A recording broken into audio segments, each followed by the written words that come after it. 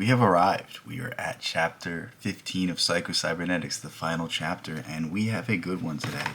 It is titled More Years of Life and More Life in Your Years. And I will give a brief overview so that you know where we're going to go in this chapter. It's going to get somewhat hard to believe, but at some point you're going to understand the significance of these ideas. And essentially, I want you to think of the people that lived life the longest. And I'm not talking about the people that were the oldest people you knew, but the person that kept going, the person that kept pushing, the person that kept defying the parameters that society puts on us, defying what it means to be old, what it means to, still go out there and enjoy your life. Like somebody I know personally, he's 64 and he still trains jiu-jitsu, and he still trains it, and he's as tough as anyone that I've ever met. And it's like, is that smart for him to do? Probably not, but he likes doing it. It gives a lust for life that most people at his age still don't have, and he keeps picking himself back up. And that's what the chapter is about. It's about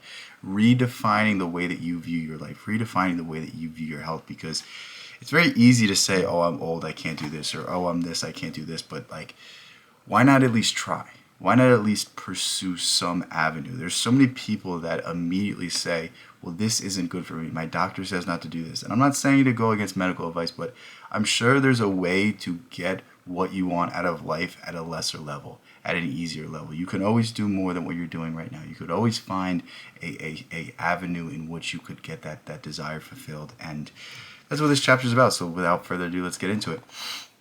Does every human being have a built-in fountain of youth? Can the success mechanism keep you young? Does the failure mechanism accelerate the aging process? Frankly, medical science does not have any final answer to these questions. And obviously, he's talking about mindset. That's really what it is. Do you believe that you can get better, or do you believe that you're sickly? Like, one thing I tell the people is that I don't get sick, and guess what? I never get sick. And it's like, I'm not saying that to be facetious. I'm not saying that because I don't ever get a cold, but like in my mind, my immune system's good. In my mind, whatever I have, I can shake it off, and I don't need to go to the doctor, versus somebody who's a hypochondriac. They have a minor symptom, and immediately they start Googling things, and they start Googling symptoms, and they're like, I have this, this, and this. And even before they're going to the doctor, they have built it in their mind that they're sick. So of course, you're almost giving yourself that out. You're almost making a mountain out of a molehill. You might have a little condition, you might have a fancy diagnosis that you don't really understand the medical terminology, but it's not as serious as you think it is. If you're not dying, then you could still have a choice to live. William James once said that everyone, scientists included, develops his own overbeliefs concerning known facts which the facts themselves do not justify. As a practical measure, these overbeliefs are not permissible but necessary.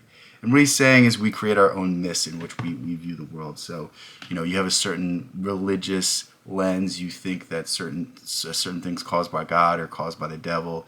You have a certain political lens. Well, this is caused by the dirty capitalists, or this is caused by the oligarch. Like, regardless of what you believe something, and we impart these things onto our lives. And really what he's telling you to do is do something with it. Do something positive with it. Like, you're going to have beliefs regardless. Shift them to a more positive thing. Shift them to, okay, I have this restriction. How can I pick myself back up with it? How can I find a way to do exactly what I want to do in life, and not allow this to break me down? Our assumptions of a future goal, which sometimes we cannot see, is what dictates our present actions and our practical conduct. Columbus had to assume a greater landmass lay to the westward before he could discover it. Otherwise, he would not have sailed at all.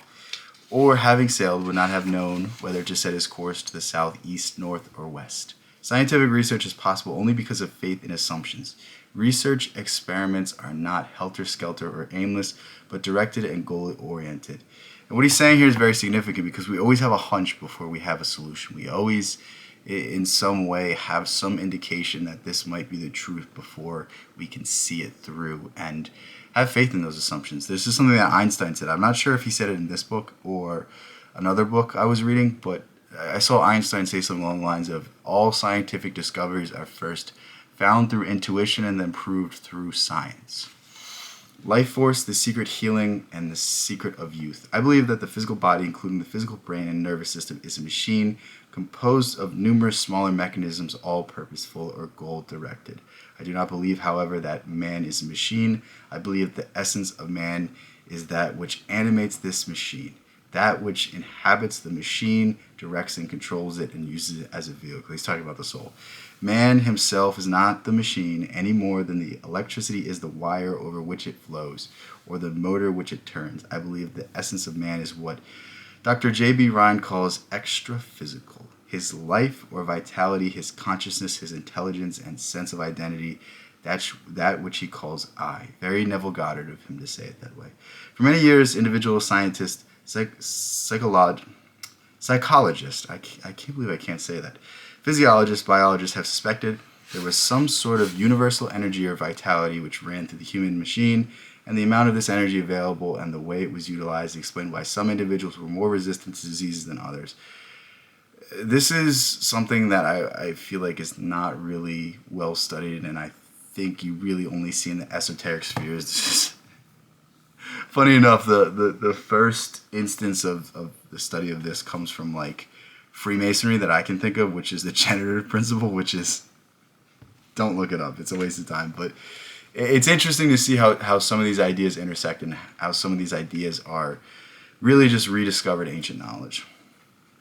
Okay, we're going to go on.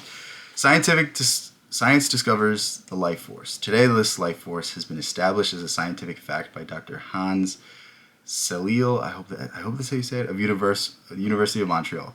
Since 1936, Dr. Selye has studied the problems of stress clinically and in numerous laboratory experiments and studies. Dr. Selye has proved the existence of basic life force, which he calls adaptation energy.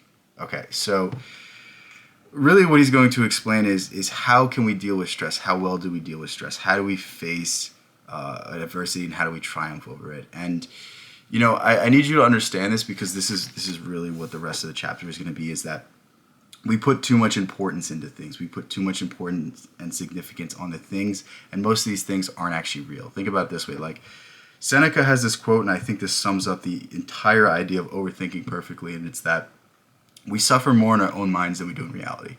We are not able to deal with the problems that we create in our mind, and we build them up to be the worst case scenario, and then we worry about them, and instead of actually acting, instead of actually doing anything, instead of lessening the problem, we are so fixated on this disaster case scenario that we have just manufactured in our brain, and we waste all of our energy worrying about that instead of wasting our energy onto the thing that we're doing. You know, you are a battery. You only have so much energy in the day, and you know, let's say you don't get good sleep, let's say you're stressed, well, that's going to make it even harder for the next day, and then that next day you wake up, you take out your phone, and you immediately go on social media, you immediately check the news, you immediately lower your battery and waste the only thing which you have that you can use to your benefit, which is your attention.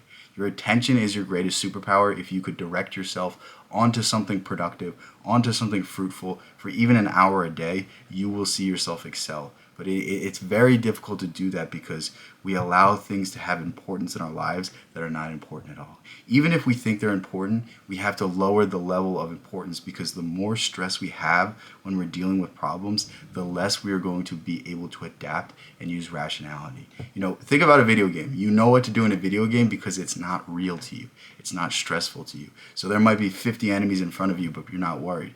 Imagine if you had 50 problems in front of you today, and they don't have to necessarily be serious problems. They could just be little things, but you have 50 tasks to do today. How scary is that? How intimidating is that? And that's what we're dealing with. We're dealing with this importance that we put onto things. Nothing is as important as your attention, and nothing is meant to distract your attention from the present task that you're doing. Dictate your time in a way where you can allocate time to each problem, tackle that problem, but if you're not worrying about that problem right now, don't go to it. Is this the secret of youth? The elan, vital, life force, or the adaptation energy, call it whatever you will, manifests in many ways. The energy which heals a wound is the same energy which keeps all our other body organs functioning. When this energy is at optimum, all of our organs function better. we feel good, wounds heal faster, we are more resistant to disease, we recover from any sort of stress faster, we feel and act younger. And in fact, biologically, we are younger. It is thus possible to correlate the various manifestations of this life force and to assume that whatever works to make more of this life force available to us.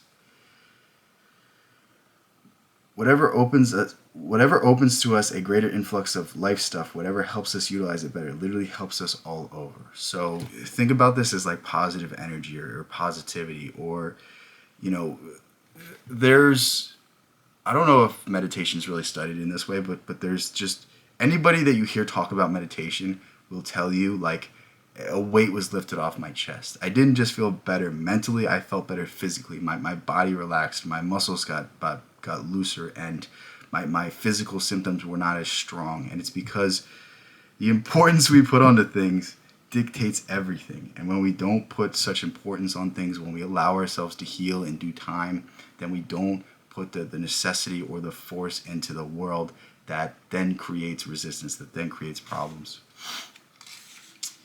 Science's search for the elixir of youth. By far the most interesting and the most promising field of medical research today is the search for non-specific therapy which will help man all over immunize himself from or help him overcome any disease, in contrast to specific or localized therapies for this disease or that disease. Notable progress has already been made in this field. ACTH and cortisone are examples of non-specific therapies. They benefit not just one or two pathological conditions, but a whole host of diseases by operating throughout the body's own general defense mechanism. So again, this is just going into other things. I don't necessarily think these are as interesting, because what interests me about this book is the mindset of things. There's always going to be a miracle drug. There's always going to be a thing that somebody's going to try to sell you that's going to be the new anti-aging thing. But the only thing that is really the miracle is you. I need to say that again. You are the miracle. You are what's special. You are the thing that science is trying to recreate. Science cannot explain consciousness. Science cannot explain the placebo effect. The fact that you are able to heal your mind with just the idea of hope, the fact that the ideas of hope and faith are able to cure diseases that shouldn't be cured. There's countless cases, there's countless test studies, and even if it doesn't cure you, even if it just benefits you a little bit, that's why you need to stay faithful. That's why you need to stay positive. That's why you need to stay open. You reflect whatever your mindset is into the world. And if you are negative, you are going to see more negativity. I promise you, talk to any pessimist. They will tell you about how bad their day was, and they are just nitpicking. They are just looking for things in their day that was bad. Oh, I stubbed my toe, I dropped my phone, I did this, the toilet didn't flush. Whatever it is that happened to them that pissed them off that day. And I promise you, if you just told that person, you know what, why don't you just try to notice one good thing? Why don't you try to notice the bright side of things? Why don't you try to see a little bit better? They will describe their day in an extraordinarily different way, and their life will be 10 times better. Your mind projects what you want to see. What the thinker thinks, the prover proves. The way that you view the world, you will adapt, and your senses will sense things through that lens.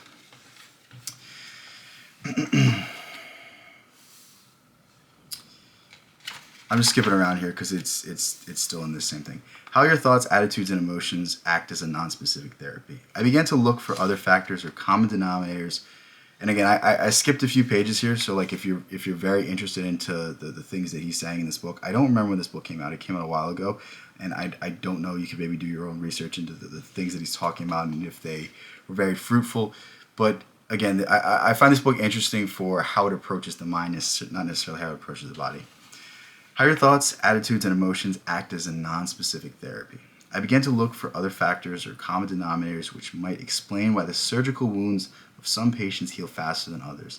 Serum worked better for some people than for others. This in itself was food for thought because results obtained in mice were practically uniform.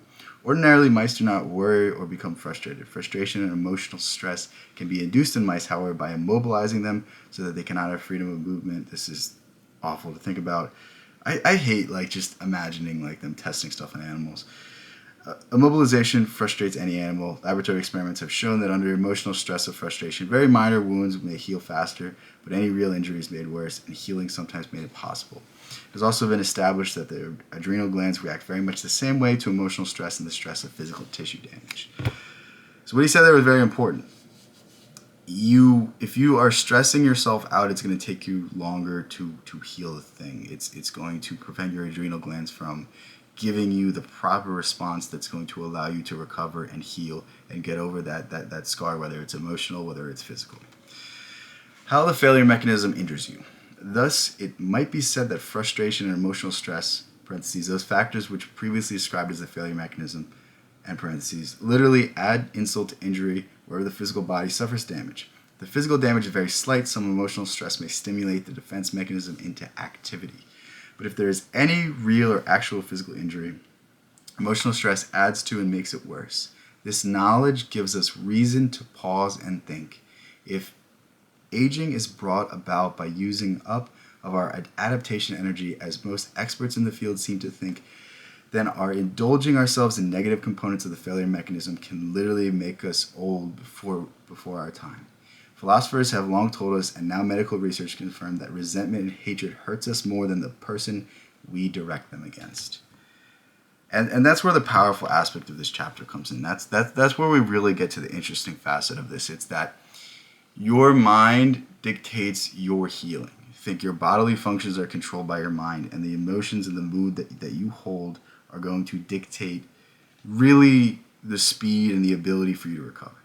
And this really what he's describing is the placebo effect, but it's so important to understand that the more stress, anger, attention, all of these more negative emotions we put into our life, the worse our life is going to become. And it's a compounding effect. You had a bad day yesterday, so you get bad sleep, and then you have a bad day the next day. We have to break ourselves out of these habits. We have to get ourselves out of these thought loops, out of these, more negative thought cycles. What is the secret of rapid healers? Among my human patients who did not receive the serum were some individuals who responded to surgery just as well as the average patient did who received it. Difference in age, diet, pulse rate, blood pressure, etc. simply did not explain why. There was, however, one easily recognizable characteristic which all the rapid healers had in common. They were optimistic, cheerful, positive thinkers who not only expected to get well in a hurry, but invariably had some compelling reason or need to get well quick.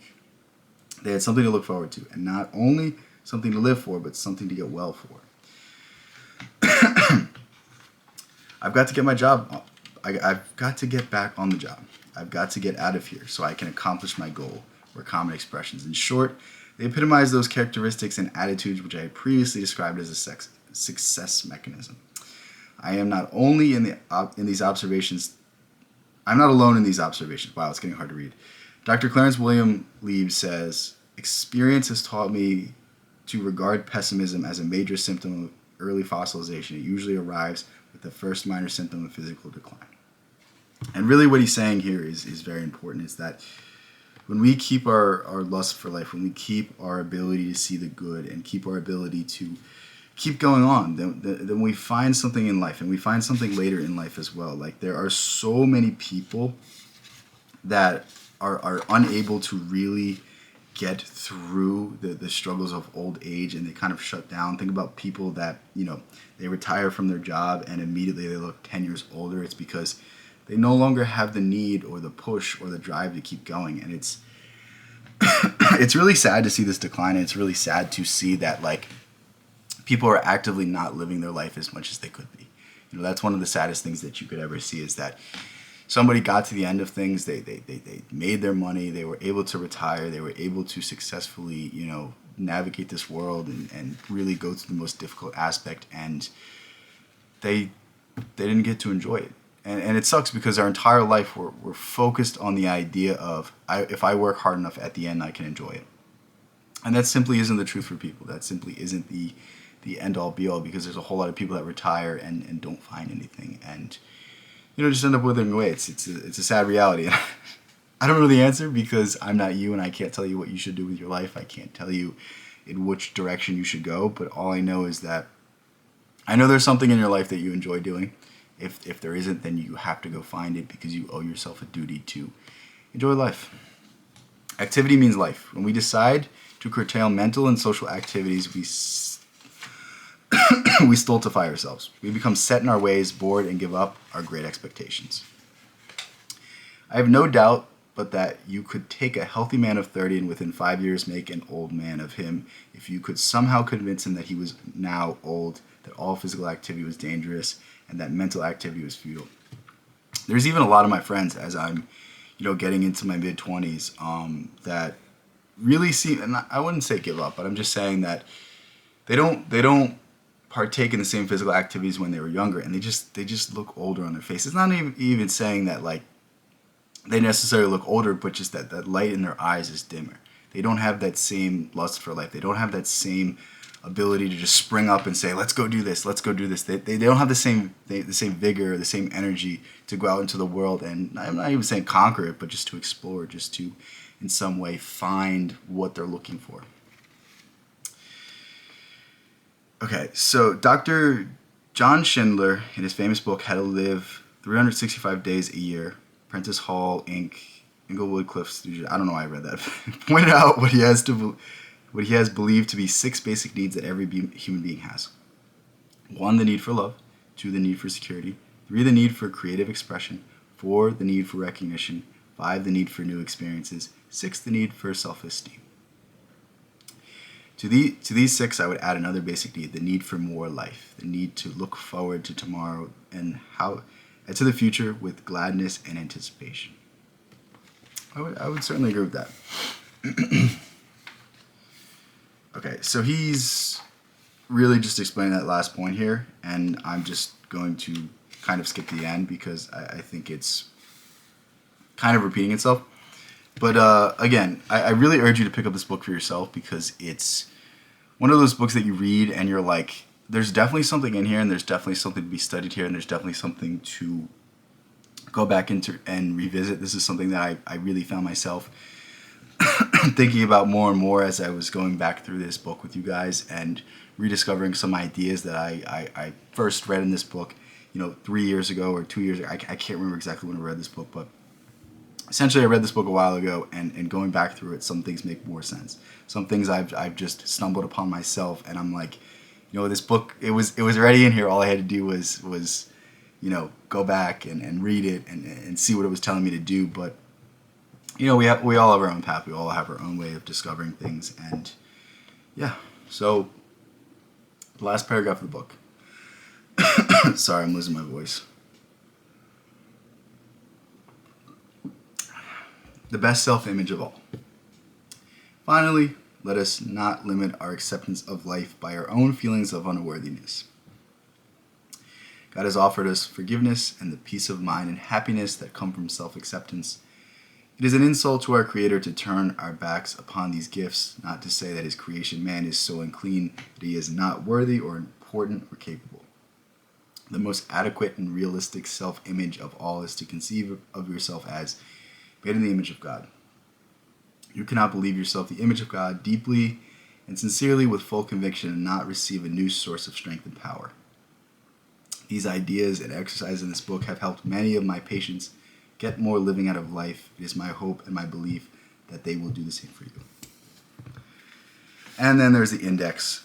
This book's very good, I have to say, and I'm glad I went through this with you guys, and I'm glad that people stuck with me. There were some inconsistencies with me posting new chapters, but now that we're done, I think this is my favorite series that I've ever done, and probably will be for a very long time. I started going through Prometheus Rising, and I think I'm going to go through Reality Transurfing next, because that book also had a big impact on me, and I've been using those principles since I learned about them. But yeah, this is probably the only self-help book I really think you need to read. If you made it this far in the series, I really urge you to pick up this book. I really urge you to get it for yourself, because if you enjoyed anything I said in this, it's so worth it for you to pick it up. This is probably $10, $15, maybe it's even $20. I don't know how much it costs, but this is one of those books that if you read it and if you apply these things, and if you start changing the way you think about the world will start changing the way it thinks about you. I know it sounds hacky. I know it sounds, kind of new agey, but it simply is true. The time in my life when my life was the worst, I was a pessimist.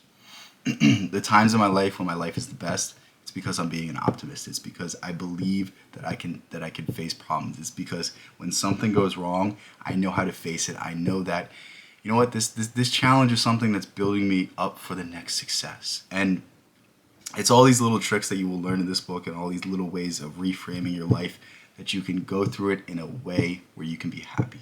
This book isn't about being successful. This book is about finding the success that you already have in your life. And that's why it's so powerful. That's why I enjoyed going through it with you guys. And yeah, this is the last part of Cybernetics. Perhaps in a year or two, maybe we'll revisit it. I'll certainly continue to recommend it, but it's the end of an era, guys. I love you guys so much. Thank you guys. Peace out. I'll catch you in the next one.